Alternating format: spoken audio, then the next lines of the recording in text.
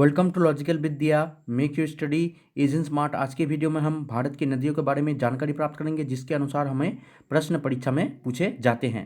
दोस्तों, अगर आप हमारे चैनल पर नए हैं और अभी तक आपने हमारे चैनल को सब्सक्राइब नहीं किया है तो हमारे चैनल को भी सब्सक्राइब कर लें बेल आइकन को दबाकर, जिससे आपको लॉजिकल विद्या के द्वारा बनाए गए वीडियोज़ की नोटिफिकेशन मिलती रहेगी। इसी के साथ आप लॉजिकल विद्या के फेसबुक, इंस्टाग्राम, ट्विटर और इस वीडियो का पीडीएफ पाने के लिए टेलीग्राम चैनल से जुड़ जाएं। तो चलिए दोस्तों, शुरू करते हैं आज का वीडियो। दोस्तों, आज के वीडियो में हम भारत के नदियों के बारे में जानकारी प्राप्त करेंगे, जिसके आधार पर परीक्षा में हमें प्रश्न पूछे जाते हैं। तो चलिए शुरू करते हैं आज का वीडियो।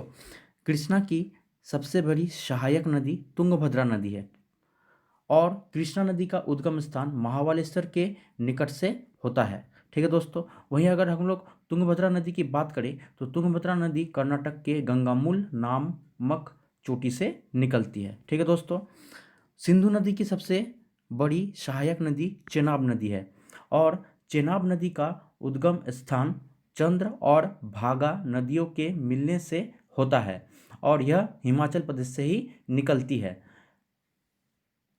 अगर हम लोग सिंधु नदी की बात करें तो सिंधु नदी का उद्गम स्थान मानसरोवर झील के निकट राकसताल से होता है।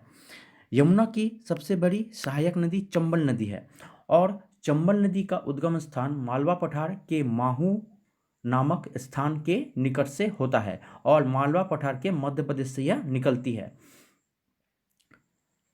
वहीं हम लोग अभी अगर यमुना की बात करें तो यमुना नदी का उद्गम स्थान यमुनोत्री हिमनद से होता है।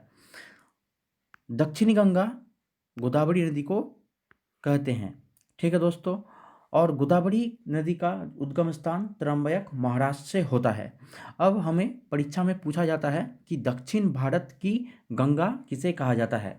ठीक है दोस्तों, और हमें यह भी पूछा जाता है कि दक्षिणी गंगा किसे कहा जाता है। तो अगर हम लोग बात करें दक्षिणी गंगा, तो दक्षिणी गंगा आपको गोदावरी नदी को कहेंगे। अगर आपको कहा जाए कि दक्षिण भारत की गंगा किसे कहा जाता है, तब आपको कावेरी का नाम बताना है कि कावेरी क्या है, दक्षिण भारत की गंगा है। वही हम लोग अगर वृद्ध गंगा की बात करें, ठीक है, तो वो मेरा दामोदर हो जाएगा, गोदावरी नदी हो जाएगा और दक्षिणी गंगा गोदावरी नदी भी हो जाएगा। अगर आपको परीक्षा में दक्षिण भारत की गंगा पूछे तो आपको बताना है कावेरी का नाम। ठीक है दोस्तों, अगर हम लोग और आगे बात करें तो कर्क रेखा को माही नदी 2 बार काटती है और माही नदी जो है यह मध्य प्रदेश के धार नामक जिले से निकलती है, जो अरावली का एक हिस्सा है। ठीक है दोस्तों, केरल की जीवन रेखा पेरियार नदी को कहा जाता है और पेरियार नदी का उद्गम स्थान अन्नामलाई नामक पहाड़ी से होता है, जो केरल में अवस्थित है।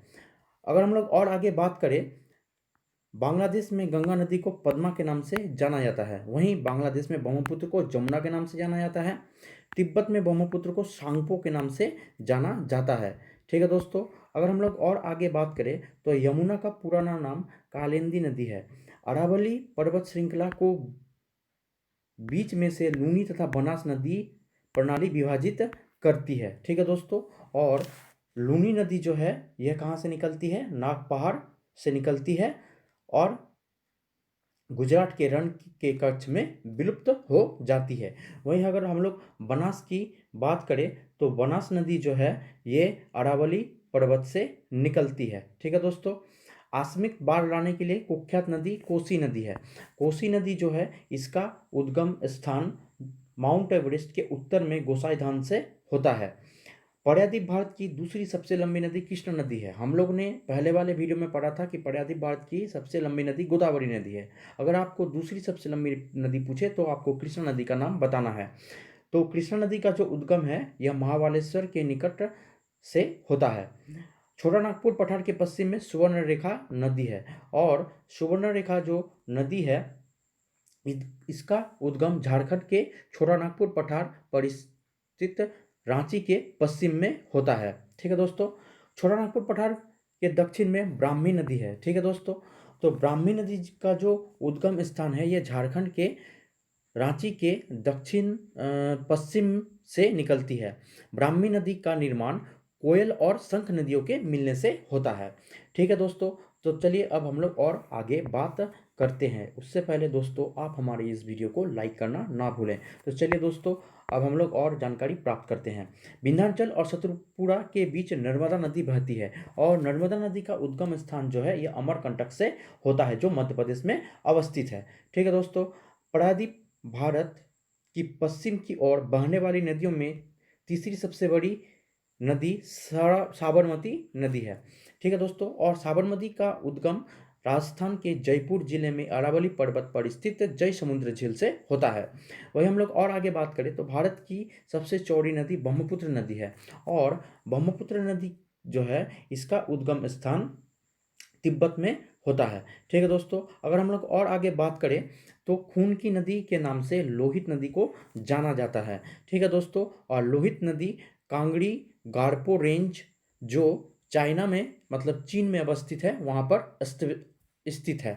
अगर हम लोग और आगे बात करें तो गंगा की सबसे भारत की सबसे लंबी नदी गंगा है। ठीक है दोस्तों, और गंगा जो है भारत में इसकी जो लंबाई है 2525 किलोमीटर है। ठीक है दोस्तों, अगर हम लोग और आगे बात करें तो प्रदूषण के कारण दामोदर नदी को काला रेगिस्तान भी कहा जाता है। ठीक है दोस्तों, जैविक रेगिस्तान और काला रेगिस्तान किस नदी को ना दामोदर नदी को कहा जाता है। हम लोगों ने पहले वाले वीडियो में जैविक रेगिस्तान के बारे में पढ़ा था, जहां दामोदर नदी को जैविक रेगिस्तान कहा जाता है। वही हम लोग यहाँ पे देख रहे हैं कि काला रेगिस्तान भी दामोदर नदी को कहा जाता है। असम और अरुणाचल के बीच संकोश नदी सीमा का निर्माण करती है। ठीक है दोस्तों, और संकुश नदी उत्तरी भूटान से निकलती है। वही हम लोग और आगे बात करें तो अंतर स्थलीय नदियों में प्रमुख उदाहरण घांगर और लूनी नदी का है। तो घांगर जो नदी है ये शिवालिक रेंज हिमाचल प्रदेश से निकलती है। वहीं लूनी नदी है जो नाग पर्वत से निकलती है और गुजरात के रण के कच्छ में विलुप्त हो जाती है। चलिए दोस्तों, इसी के साथ यह वीडियो यहीं पे समाप्त हो रहा है। अगर आपको हमारा यह प्रयास अच्छा लग रहा है तो आप हमारे चैनल से जुड़ जाएं, सब्सक्राइब कर लें उसे बेल आइकन को दबाकर। तो इसी के साथ चलिए मिलते हैं नेक्स्ट वीडियो में। हमारे चैनल को आप सब्सक्राइब कर लें और इसी के साथ आप इंस्टाग्राम, ट्विटर, फेसबुक और हमारा इस वीडियो का PDF पाने के लिए टेलीग्राम चैनल से जुड़ जाएं। तो चलिए दोस्तों, आप हमारे चैनल को सब्सक्राइब करना ना भूलें। Subscribe to my channel, subscribe for updates. चलिए मिलते हैं नेक्स्ट वीडियो में। यह वीडियो में समाप्त होता है। चलिए, थैंक यू।